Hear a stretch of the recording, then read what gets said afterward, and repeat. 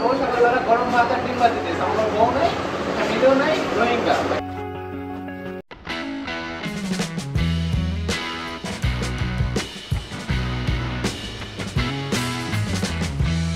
ওই যে দেখুন কেউ কেউ ফটোগ্রাফি করতেছে, কেউ বাইকের সাথে পোজ দিচ্ছে। মাওয়া ঘাটে এসে এত বড় যে একটা ধাক্কা খাবো এটা আসলে আমরা কেউই ভাবিনি।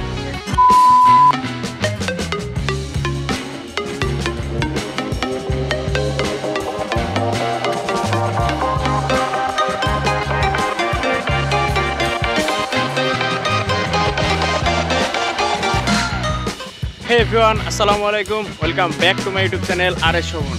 একটা শীতের নতুন সকালে আপনাদেরকে জানাই স্বাগতম। আজকে আমাদের মাওয়া রাইড শুরু হয়ে গেছে, আমরা অলরেডি বের হয়ে পড়েছি বাসা থেকে। তো এখন আছি আমরা এই যে ফার্স্ট ক্যাপিটাল ইউনিভার্সিটির সামনে। তো আমাদের সাথে আরও দুইজন রাইডার যোগ হবে, একজন হচ্ছে আমিনুল আর একজন হচ্ছে শাহিন। তো তারা এখনও আসেনি, যদিও আমাদের সকাল 6টার সময় বের হওয়ার কথা ছিল, তো বের হতে হতে দেরি হয়ে গেছে। আমরা জাস্ট টাইমে পৌঁছালেও আমাদের কো রাইডার যারা আছে তারা এখনো পর্যন্ত এসে পৌঁছায়নি। তো তাদের জন্য এখানে আমরা ওয়েট করতেছি। তো তারা আসলে আমরা এখান থেকে রাইডটা শুরু করবো। 6টার সময় টাইম দিও, তোরা আধা ঘন্টা লেট।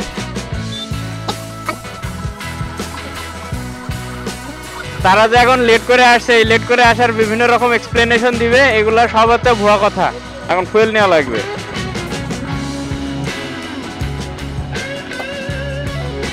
তো তাদেরকে আগে দিয়ে আমরা পিছনে থাকতেছি, ওরা সামনে লিড করুক। বিসমিল্লাহ বলে রাইড শুরু করি।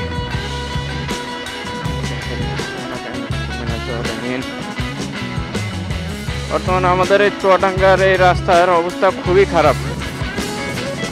শীতের সকালের এই রাইডটা কিন্তু আসলে অনেক জোশ হয়, কারণ আবহাওয়াটা যেরকম একটু ঠান্ডা ঠান্ডা থাকে, রাইড করতেও ভালো লাগে। হালকা কুয়াশা, শিশির ভেজা ঘাস, সব মিলিয়ে একেবারে দারুণ। রাইড শুরু হয়েছে এখনো 1 ঘন্টা হয় না, এর মধ্যে তাদের খিদা লেগে গেছে। এরা জোর করে ঢুকছে হোটেলে, সাথে আমারও নিয়ে আসছে, তবুরেও নিয়ে আসছে। এদের বিল দিয়ে আজকে খাওয়া হবে। হ্যাঁ বলো বলো বলো। তাইলে তুমি বিয়ে করো না, এই দেখো বিয়ে করার মজা। তো আমাদের খাওয়া দাওয়ার পর্ব শেষ, এখন আমরা এখান থেকে আবার রাইড শুরু করব। এই যে আমাদের সাথে আমিনুল আছে, সে খালি কিছুক্ষণ পরপরই খাওয়া করে। এর আসলে প্রচুর পরিমাণ খিদা। রাইড করার সময় যে এর এত খিদা কই থেকে আসে আল্লাহ মালিক জানে। এ দৌড়াস কে? বিসমিল্লাহির রহমানির রহিম। আমরা আবার এখান থেকে আমাদের রাইডটা শুরু করতেছি। এখন ঝিনাইদহ শহরের ভিতরেই আছি। সকাল সকাল ভাবছিলাম রাস্তা অনেকটাই ফাঁকা পাবো, কিন্তু না, সকালের দিকে দেখি আরও বিভিন্ন পিক আপ, এই অটো রিক্সা, এগুলার ভিড় বেশি। এখানে কুমারখালীর ব্রিজটাতে আমরা বেশ অনেকখানি সময় নষ্ট করে ফেলেছি। এখানে আসলে দাঁড়িয়ে আমরা বেশ কিছু ছবি টবি নিলাম। আসলে ঘুরতে বের হলে এরকম জায়গায় দাঁড়িয়ে ছবি নেওয়া এটা খুবই স্বাভাবিক ব্যাপার। সব কিছু আসলে টাইম মাফিক হয় না। এখানে যেমন আমরা বেশ অনেকখানি সময় দাঁড়িয়েছি, ছবি নিয়েছি, রেস্ট নিয়েছি, বাইকেও একটু রেস্ট দিয়েছি। এখন আবার এই যে রাইড শুরু।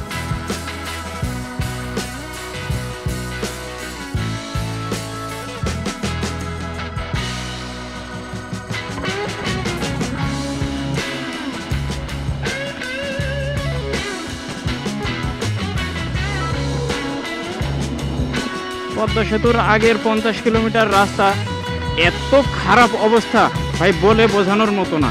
এই যে কিছুক্ষণ ভালো ছিল, আবার শুরু হয়েছে।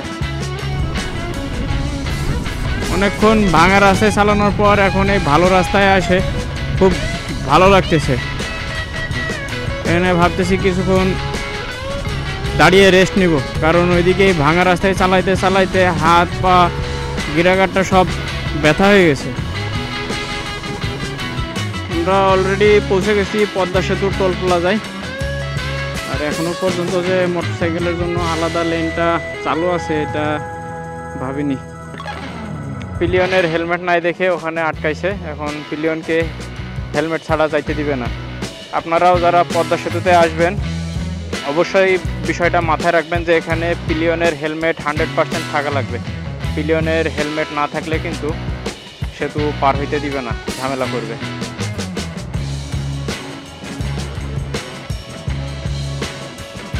পদ্মা সেতুতে যতবার আসি ততবারই ভালো লাগে, এর ভিউটা কখনো পুরানো হয় না।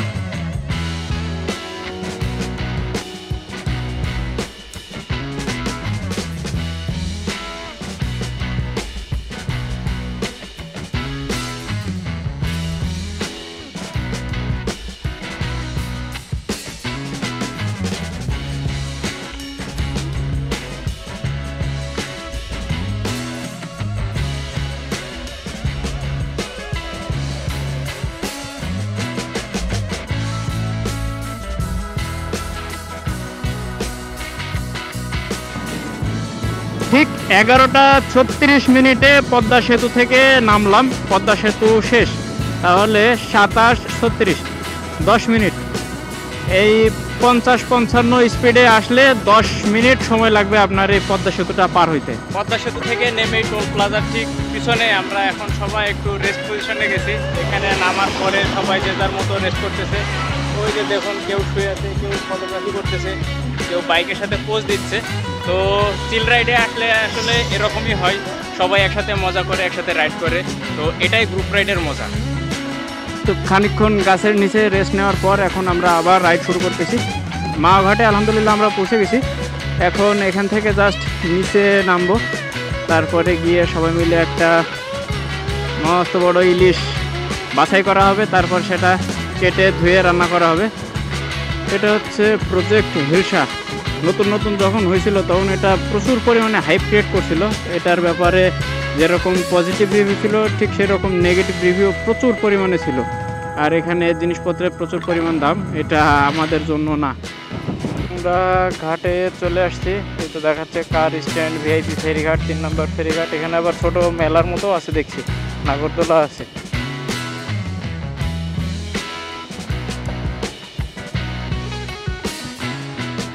মাওয়া ঘাটে এসে এত বড় যে একটা ধাক্কা খাবো, এটা আসলে আমরা কেউই ভাবিনি। এখন ইলিশ মাছের প্রজনন মৌসুম চলতেছে, আর এই ইলিশ মাছের যে প্রজনন মৌসুম, এই সময় ইলিশ মাছ ধরা এবং বিক্রি করা দুটাই দণ্ডনীয় অপরাধ। তো রেস্টুরেন্টে এসে জানতে পারলাম যে ইলিশ মাছ এখন যারা বিক্রি করবে তাদের প্রত্যেককে নাকি 2 লক্ষ টাকা করে জরিমানা করা হবে। তো এই আদেশ যদি বলবৎ থাকে তাহলে কোনো রেস্টুরেন্টে আসলে ইলিশ মাছ পাওয়া যাওয়ার কথা না। তো আমরা এখন আসলে খুবই আপসেট যে সবাই আসছে আশা করি ইলিশ খাইতে, কিন্তু কেউ ইলিশ খাইতে পারবে না। তবে হ্যাঁ, আমি কিন্তু আপসেট না, কারণ আমি ইলিশ মাছ খাই না। আমি বাড়ি থেকে প্ল্যান করে আসছি আমি মুরগির রোস্ট দিয়ে ভাত খাবো। তো আমি এখানে যে রেস্টুরেন্টে যাই না কেন, মুরগির মাংস কিন্তু আমি পাবো, কিন্তু এরা ইলিশ কোথাও পাবে না। তাহলে আমার মনটা খুব খারাপ। কেন তোর মন আবার খারাপ? কেন? ইলিশ ছাড়া খাবোই না, এই নিয়ত করে আসিছি। এখন আসে ইলিশ নেই। আমি বললাম যে ভাই আলাদা একটা রুমে দেন, চুরি করে বসে বসে খাবো, তাও দিল না। তাহলে দেখেন মানে অবস্থা কতটা খারাপ। সে আলাদা একটা রুমে চুরি করে বসে বসে খাবে, তাও তাকে ইলিশ দেয় না। এমনকি সে দোকানদারকে এটাও অফার করছে যে আমি পার্সেল নিয়ে যাবো, একটা কাজ করতে পারে, ও দেবে আর তারাও দেবে। ঘাটে ইলিশ না পেয়ে এখন বিভিন্ন রেস্টুরেন্টে খোঁজা চলতেছে, কিন্তু ইলিশ কোথাও নাই।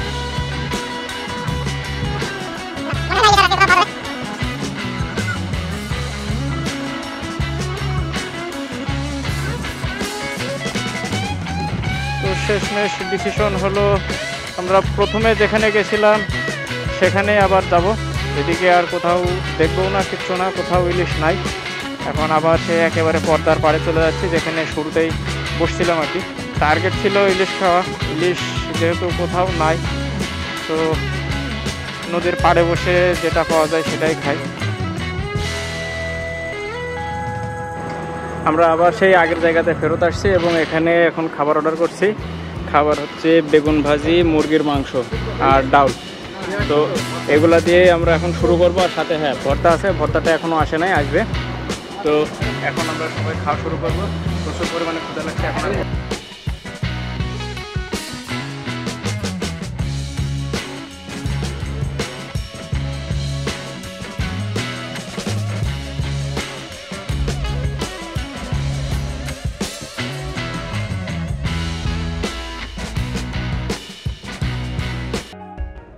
শুকর আলহামদুলিল্লাহ, আমরা পদ্মার পাড় থেকে খাওয়া দাওয়া শেষ করে এখন মাওঘাট ছেড়ে বের হয়ে যাচ্ছি।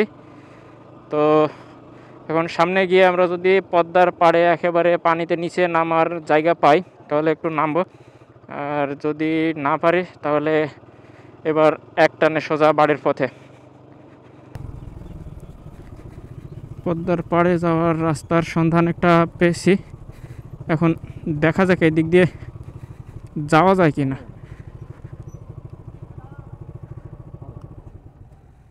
রাস্তার অবস্থা খুবই খারাপ। তো পদ্মার পাড়ে আমরা বাইক নিয়ে যাইতে পারি নাই, এখন একটা কাঁটাতারের বেড়ার ভিতরে ছিদ্র আছে সেইখান দিয়েই যাব। তো বাইক রেখে আমরা এখন হাঁটতে হাঁটতে ওই যে চরের দিকে যাব।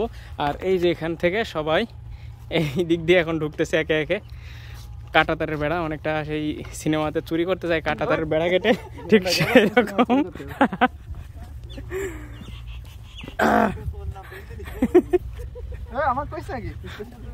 সবার কইছে, সবার সব শালারা তার কাটা কাটে এখন যাইতেছে পদ্মার পাড়ে। হ্যাঁ আমি আগে কাটে আগে ঢুকছি।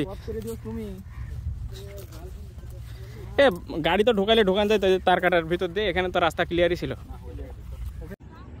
ওই যে দেখেন দূরে পদ্মা সেতু দেখা যাচ্ছে। এই জায়গার ভিউটা কিন্তু অসাধারণ। মাওয়াঘাটে ঘুরতে আসলে এই জায়গাতে আসাটা কিন্তু কোনোভাবেই মিস করবেন না, জায়গাটা সত্যি অনেক সুন্দর। তো পদ্মার পাড়ে বাইক নিয়ে আসতে পারিনি, কিন্তু হাঁটতে হাঁটতে এসেছি। ওই যে পিছনে দেখা যাচ্ছে পদ্মা সেতু, কিন্তু এখানে আসতে আসতে খুবই খারাপ একটা ঘটনা ঘটে গেছে। ওখান থেকে স্লিপ কেটে পড়ে গেছিলাম, আর এই যে এমটি হেলমেটের ভাইজারের যে লকটা সাথে সাথে ভেঙে শেষ। একটা 7,000 টাকার হেলমেট কোনো রকম হাত থেকে জাস্ট একটু পড়ছে কি পড়ে নাই, তাও সরাসরি হেলমেটে বাড়ি খায় না, বাড়িটা খাইছিল ক্যামেরাতে বাড়ি খেয়ে হেলমেটে একটা হয়তো প্রেশার লাগছে, যার কারণে এক পাশের এই লকটা ভেঙে গেল। তো ঘটনাটা খুবই খারাপ হয়েছে, এটা যে এত দ্রুত এইভাবে নষ্ট হয়ে যাবে আমি বুঝতেই পারিনি। আর এখন এই লক সিঙ্গেল তো বিক্রি করে না। আমি এখন এমটি হেলমেট বাংলাদেশে খোঁজ নিলাম এবং রাইডার্স টিএনএতে ফোন দিয়েছিলাম। তো ওনাদের কাছে আছে, দাম হচ্ছে 750 টাকা জোড়া। একটা সিঙ্গেল যদি পাওয়া যেত তাহলে সবচেয়ে ভালো হতো, কারণ আমার এক পাশের লক তো এখনও ভালো আছে, আর এই এক পাশের লক ভেঙে গেছে। এখন এটা আমাকে 750 টাকা দিয়ে আবার ঠিক করাইতে হবে। খুবই বাজে অভিজ্ঞতা হলো। আমি ইওহি হেলমেট ব্যবহার করছি প্রায় 5 বছর। তো এই 5টা বছরে ইওহি হেলমেটে কখনো এরকম হয় নাই। এটা কিন্তু বাইকের উপর থেকে অনেকবার পড়ে গেছে। আমার ইওহি হেলমেটটা বাইকের উপর থেকে পড়ছে, হাত থেকে পড়ছে, এরকম বেশ কয়েকবার পড়ে গেছে, কিন্তু তারপরও ওই হেলমেটে কিচ্ছু হয় না। ভাইজরটাও ছিল খুবই ভালো, কিন্তু এই এমটি হেলমেটের সাথে আমার এরকম বাজে একটা অভিজ্ঞতা হবে এটা কখনো আশা করিনি। তো পদ্মার পাড় থেকে ডিরেক্ট আমরা চলে এসেছি পদ্মার টোল প্লাজায়। তো মোটামুটি আজকের মতো আমাদের ঘোরাঘুরি শেষ। সেফলি বাড়ি পর্যন্ত পৌঁছাতে পারলেই আলহামদুলিল্লাহ। যদিও ট্যুরের শেষটা ভালো হলো না, কারণ ভাইজারের লকটা ভেঙে গেছে। এই লকটা এখন ঠিক করাইতে আমার আবার 750 টাকা খরচ হবে। 750 টাকা হইলেই হবে না, এটা কুরিয়ারে চুয়াডাঙ্গা পর্যন্ত আনাইতে আরও 128 টাকা বা 120 টাকা কুরিয়ার চার্জ লাগবে। ওয়ান ডে ট্যুর প্ল্যান হিসেবে মাওয়া খারাপ না, তবে এখন যেহেতু ইলিশ পাওয়া যাচ্ছে না, তাই যারা ইলিশ খাওয়ার জন্য মাওয়া আসতেছেন তাদের জন্য প্ল্যান করাটা ঠিক হবে না। তাছাড়া এমনিতে যদি ঘুরতে আসতে চান যে একটা চিল রাইড দেবো, একটু ঘুরতে যাব দূরে কোথাও, একদিনের মধ্যে আবার যেখান থেকে ব্যাক করতে পারবো, তো সেই হিসাবে মাওয়া ট্যুর খারাপ না, এটা বেশ ভালো একটা চয়েস হবে। তো এই মুহূর্তে আছি ফরিদপুরের যে ভাঙা গোল চত্বর, সেই গোল চত্বরের এখানে আমার নিচেই সেই গোল চত্বরটা। এখন এই গোল চত্বর ঘুরে আমাদেরকে যাইতে হবে, আমরা এই দিক দিয়ে ফরিদপুর হয়ে নামবো। তো বেশ খানিকক্ষণ রাইড করে ফেলছি, এখন এখানে একটু রেস্ট নেওয়ার জন্য দাঁড়াইছি। তো আশেপাশে দেখতেছি বেশ ভালোই মানুষজন আছে, সন্ধ্যার সময় হয়তো এখানে বেশ ভালোই লোকজন আসে। তো একবারে আবার মোটর ব্লগিং সেটআপে গিয়ে আপনাদের সাথে দেখা হবে। অফলাইন ম্যাপটা কিন্তু বেশ ভালোই কাজের একটা জিনিস। আমরা যখন যেখানে যাই না কেন ঘুরতে, ফোনে এমবি থাক বা না থাক, সবসময় ওই এরিয়ার একটা অফলাইন ম্যাপ ডাউনলোড করে রাখা ভালো, এটা অনেক কাজে দেয়। এখন আমরা আছি রাজবাড়ির ভিতরে, আর আমাদের কো রাইডারের সাথে আমাদের কমিউনিকেশন গ্যাপ হয়ে গেছে বেশ অনেকখানি। এখন সে আগে আছে না পিছিয়ে আছে এক্স্যাক্ট লোকেশন বলতে পারছি না।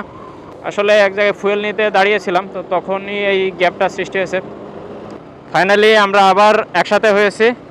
শাহিনও চলে আসছে ওর বাইক নিয়ে, ওই যে সামনেই আছে। 7টা বেজে গেছে প্রায়, আর হয়তো 15-16 মিনিট বাকি 7টা বাজতে। এখনও রাস্তা অনেকখানি বাকি, আমাদের চুয়াডাঙ্গা পৌঁছাইতে প্রায় রাত 9টা হবে হয়তো। আজকে রাতের রাইডিংটা অসাধারণ ছিল। এখন আমরা চলে আসছি আলমডাঙ্গার ভিতরে, বন্ডবিল মোড় পার হইলাম। আমিনুল এবং শাহিন ওরা অলরেডি পৌঁছে গেছে। আমার এই নবসাইট N37 লাইটের আলোটা কিন্তু অস্থির, অনেক দূর পর্যন্ত কিন্তু যাচ্ছে, আর এর যে ফোকাসটাও অসাধারণ। লো বিমের ফোকাসটা খুবই সুন্দর। আমি খুব শীঘ্রই আপনাদেরকে এই নবসাইট N37 লাইটের রিভিউটা দিব। আমি বেশ কিছুদিন ধরে এটা ব্যবহার করছি এবং এই লাইট দিয়ে আমার বেশ কয়েকটা নাইট রাইড হয়ে গেছে। তো চিন্তা ভাবনা করতেছি লাইটটা নিয়ে আপনাদেরকে একটা রিভিউ দেওয়া যায় কিনা। আজকের ভিডিও অনেক লম্বা হয়ে গেছে, আর কথা বাড়াবো না, প্রায় বাসার কাছে চলে আসছে, আর খুব বেশি দূরে না। তাই আজকের মতো এখান থেকে বিদায় নিচ্ছি। ইনশাল্লাহ আবার দেখা হবে পরবর্তী কোনো ভিডিওতে। ততক্ষণ পর্যন্ত সবাই ভালো থাকবেন, সুস্থ থাকবেন। আল্লাহ হাফেজ।